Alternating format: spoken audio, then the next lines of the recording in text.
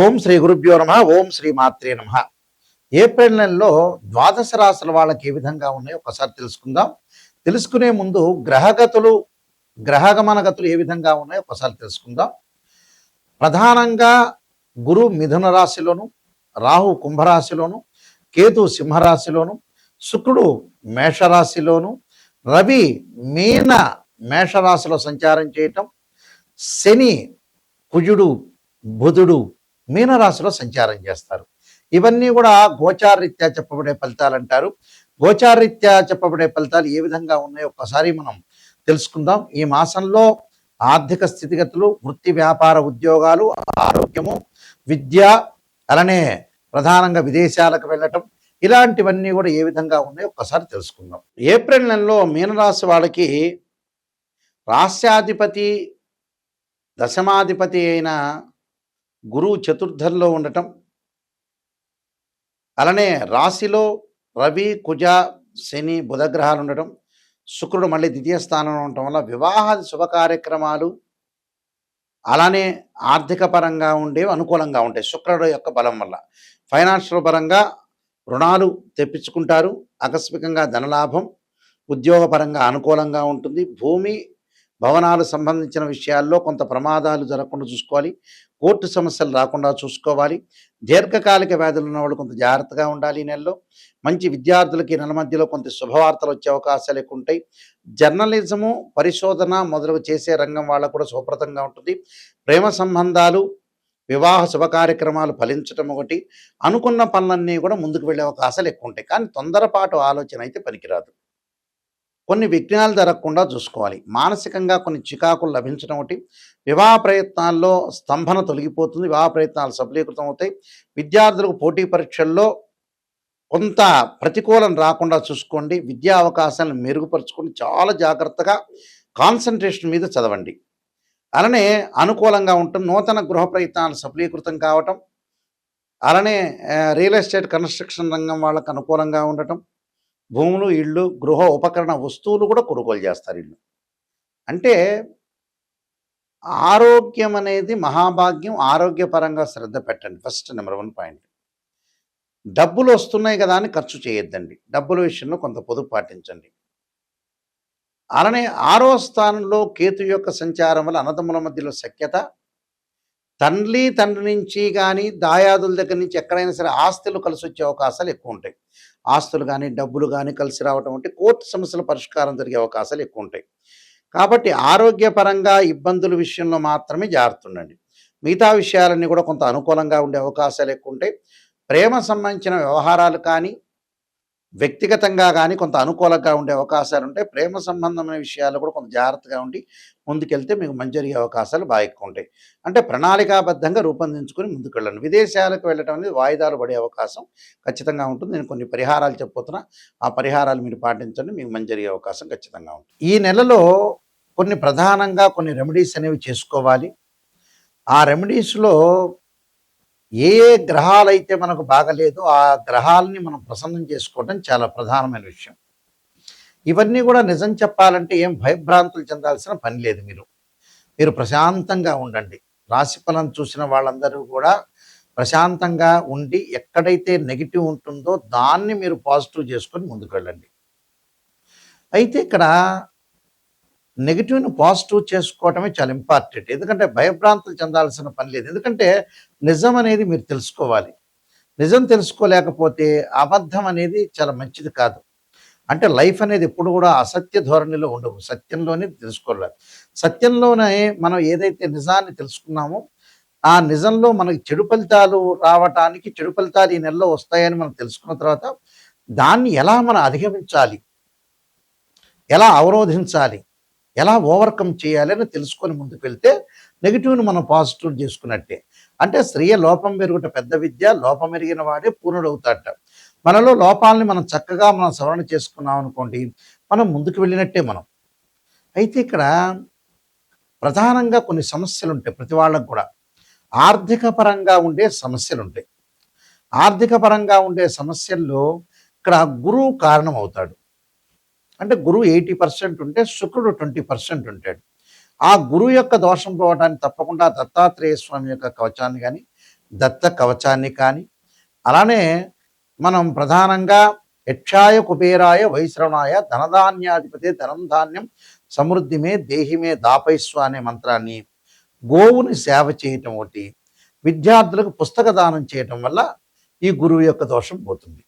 అలానే శుక్రుడి యొక్క దోషం పోవాలంటే అమ్మవారి యొక్క ఆరాధన చేయాలి, లలితా సహస్రనామ పారాయణం చేయాలి, వారాహ స్తుతి చేయటం ఒకటి, లక్ష్మీ గణపతి యొక్క స్తోత్ర పారాయణం చేయటం చాలా మంచిది. అంటే వివాహం కానీ స్త్రీ పురుషులకి తప్పకుండా, అమ్మాయిలకేమో వరపాశుపతాశ్రుద్రాభిషేకం, అఘోర గౌరీ పాశుపతాశ్రుద్రాభిషేకం, అబ్బాయిలకు వచ్చేటప్పుడు కన్యా పాశుపతాశ్రుద్రాభిషేకం చేసుకోవడం చాలా మంచిది. శుక్రుడు సంబంధించిన హోమం చేసుకుంటే చాలా మంచిది. అలానే విద్యార్థులు వచ్చేటప్పుడు దక్షిణామూర్తి స్తోత్ర పాలనం చేయటం ఒకటి, దేవానాంచ ఋషీనాంచ గురుకాంచన సన్నిపం బుద్ధిమతం త్రిలోకేశం తమ నమామి బృహస్పతి అనే మంత్రాన్ని తప్పకుండా చదువుకోవాలి. అలానే అంగారకుడు మనకు బాగలేక రియల్ ఎస్టేట్ రంగం కానీ, వాహన ప్రమాదాలు కానీ, ఆరోగ్యపరంగా ఇబ్బందులు కలుగుతున్న వ్యక్తులు రాహుకాలంలో దీపం పెట్టడమే కాకుండా నవనాగా మండల పూజ, నవనాగా మండల స్తోత్రాన్ని పఠించడం చాలా మంచిది. అలానే అంగారకాయుధ్మే శక్తి వస్తాయి ధీమే తన్నో భౌము ప్రచోదయాత్ అనే మంత్రాన్ని చదువుకోవటం ఒకటి, అంగారకుడి యొక్క ఆరాధన చేయటం చాలా మంచిది. అలానే ఉద్యోగపరంగా ఇబ్బందులు కలుగుతున్న వ్యక్తులు తప్పకుండా రవి యొక్క ఆరాధన చేయాలి. రవి యొక్క ఆరాధన చేసేటప్పుడు ప్రధానంగా ఆదిత్యాయుధ్నే సహస్రమూర్తాయుధీమే తన్నో సూర్య ప్రచోదయాత్ అనే మంత్రాన్ని, రవి సంబంధించిన ఆదిత్యుడి యొక్క స్తోత్ర పాలనం చేయటం మంచిది. అలానే కుజుడు బాగలేని వ్యక్తులు కూడా సుబ్రహ్మణ్య స్వామి యొక్క అష్టకం కూడా చాలా మంచిది. అలానే వ్యాపార పరంగా ఇబ్బందులు కలుగుతున్న వ్యక్తులు తప్పకుండా ఓం నమస్వ పంచాక్షరి, ఓం నమో నారాయణాయ నమః అనే అష్టాక్షరి మంత్రాన్ని చదువుకోవటం, వీలైతే అష్టాక్షరి మంత్రం యొక్క హోమం చేయటం కూడా చాలా మంచిది. అలానే మానసికంగా బాధలు పడుతున్నారు, మెంటల్లీ డిజార్డర్ అవుతున్నారు అంటే చంద్రుడి యొక్క ఆరాధన చేయాలి. క్షీరపుత్రాయది అమృతతత్వాయదిమే తన్నో చంద్ర ప్రచోదయాత్ అనే మంత్రాన్ని, బియ్యాన్ని దానం చేయటం చాలా మంచిది. అలానే ప్రత్యేకంగా శత్రువుల యొక్క దోషం పోవటానికి కార్తవీర్యార్జునుడి యొక్క మంత్రాన్ని పఠించడం చాలా మంచిది. దాని తర్వాత వీళ్ళు ప్రధానంగా శని యొక్క దోషం అంటే ఎల్నాటి శని, అలానే జన్మశని, ద్వితీయ స్థానంలో శని, వ్యయశని, కంటక శని. కంటక శని అంటే 10వ స్థానంలో, అంటే కంటక లేదా పొంగు శని అంటే 10వ స్థానంలో శని ఉంటే కంటక లేదా పొంగు శని అంటే వృత్తిపరంగా ఇబ్బందులు కలుగుతాయి అని అర్థం. అలానే అర్ధాష్టమ శని, అష్టమ శని, శని యొక్క దోషం పోవడానికి తప్పకుండా శని స్తోత్రాన్ని చదువుకోవటం, కవచాన్ని చదువుకోవటం, చక్కగా నల్లని ద్రాక్షారసంతో శనికి అభిషేకం చేస్తే చాలా మంచి జరుగుతుంది. అలా రాహుకేతులు అంటే అబ్రాడ్ వెళ్ళటానికైనా, పల్లల్లో ఆలస్యం జరుగుతున్నా రాహుకేతుల యొక్క ఆరాధన చేయాలి. రాహుకేతులకి ఏంటంటే అష్టనాగుల్ని దానం చేయటం, అష్టనాగ పూజ, ద్వాదశ నాగమండల పూజ ఒకటి, వీలైతే సర్పసూక్త పాశుపతాస్ రుద్రాభిషేకం, 2 జంట సర్పాలని దానం చేయటం చాలా మంచిది. కేతువు యొక్క దోషం ఉంటే గరికతోటి గణపతి యొక్క ఆరాధన చేయటం, అలా రాహు యొక్క దోషాన్ని కూడా దుర్గా అమ్మవారి యొక్క ఆరాధన చేయటం వల్ల కూడా వీళ్ళకి మంజరి అవకాశాలు ఖచ్చితంగా ఉంటాయి. అంటే ఇవన్నీ కూడా మనకి ఏదైతే జాతకపరంగా దోషం ఉంటుందో ఆ దోష నివారణ చేసుకొని ముందుకెళ్ళాలి. అయితే ప్రతి నెలలో కూడా మాస ఫలాల్లో మనం చెప్పేది ఏమిటంటే ఇవన్నీ కూడా ట్రాన్సిట్ సిస్టమ్ అంటారు. మనకు 2 సిస్టమ్స్ ఉంటాయి. అందులో ట్రాన్సిట్ సిస్టమ్ అంటే ఏంటంటే గోచార పరంగా చెప్పేది, నాటల్ చార్ట్ అంటారు, బర్త్ చార్ట్ అంటారు. ఆ బర్త్ చార్ట్ను మనం చూసుకోవటం ఇంపార్టెంట్. ఇక్కడ బర్త్ చార్ట్ అనేది చాలా ఇంపార్టెంట్గా మనం చూసుకోవాలి. అంటే ఇక్కడ గోచారం అనేది ఏ విధంగా ఉండబోతుంది అంటే, ఒక చెట్టు ఉంటుంది, ఆ చెట్టు కింద వేళ్ళు ఉంటాయి, ఆ వేళ్ల పైన కాండం ఉంటుంది, కాండానికి కొమ్మలు ఉంటాయి, ఆ కొమ్మల్లో ఆకులు ఉంటాయి. ఆకులు ఎలా ఉంటుంది, సహజంగా ఏంటంటే మనకి రైన్ సీజన్లో వస్తుంది, వింటర్ సీజన్ అలా ఉంటుంది, సమ్మర్ సీజన్లో కిందకి రాలిపోతూ ఉంటాయి. అలానే బర్త్ చార్ట్ అనుకోండి, వేళ్ళు అంటే వేళ్ళు అనేవి చాలా స్టాండర్డ్. అంటే వేళ్ళు అంటే ఏంటంటే ఆ వేళ్ళకి బాగా నీళ్లు పోస్తే ఆ చెట్టు బాగా ఎక్కువ వస్తుంది. కాబట్టి అక్కడ వేళ్ళు అంటే ఏంటంటే బర్త్ చార్ట్, ఆ వేళ్ళే చాలా ఇంపార్టెంట్ చెట్టుకి, ఆ బర్త్ చార్టే ఇంపార్టెంట్. ఎందుకు గోచారం చెబుతున్నారంటే మనం ఎంత కృషి చేసినా కూడా ఆవగింజంత అదృష్టం అనేది ఉండాలి. కాబట్టి విత్ ఇన్ సెకండ్లో జరిగే మార్గమే గోచారం అంటారు. కాబట్టి గోచారాన్ని కూడా మనం ఆలోచన చేయాలి. అయితే ఏంటంటే మా దగ్గరికి వచ్చిన వాళ్ళు ఎవరైనా సరే బర్త్ చార్ట్లో 16 డివిజనబుల్ చార్ట్స్ ఉంటాయి. అంటే రాశి, హోరా, ద్రేకాణము, అలానే నవాంశమని, సప్తమాంశమని, దశమాంశమని, త్రింశాంశని ఈ చార్ట్‌లు అనేది 16 డివిజనబుల్ చార్ట్స్ ఉంటాయి. ఈ డివిజనబుల్ చార్ట్స్‌లో D16 చార్ట్స్ అంటారు. అంటే ఒక్కొక్కటి ఒకటి. వివాహం కాలేదనుకోండి సప్తమాంశ చక్రాన్ని చూడాలి. సంతానం కలగకపోతే. వివాహం యొక్క దోషం ఉందనుకోండి నవాంశ చక్రాన్ని చూడాలి. అంటే వివాహానికి నవాంశము, సంతానానికి సప్తమాంశము, వృత్తిపరంగా ఉండేదానికి దశమాంశం. దీంతో పాటు యాడ్ చేయాల్సిన రాశిచక్రం, భావచక్రం. అంటే ఇవన్నీ కూడా మనం యాడ్ చేసుకుంటూ ముందుకు వెళ్ళాలి. సప్తమాంశం ఏంటంటే సంతానానికి సంబంధించినవి. వివాహానికి సంబంధించి D9 చార్ట్స్ అంటారు.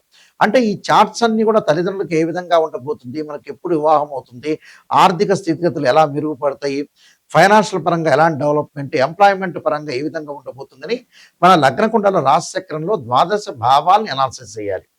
ద్వాదశ భావాల్ని మనం అనాలిసిస్ చేస్తేనే మనకు విషయం అనేది కరెక్ట్‌గా తెలుస్తుంది. ఎలా పడితే అలా మన జాతకాన్ని చెప్పించుకొని, ఏదో గురువు గారండి, ఏదో నిజం చెప్పొద్దండి, మేము అబద్ధం చెప్పండి అనేవాళ్ళు ఎప్పుడూ నా దగ్గరికి రావద్దండి.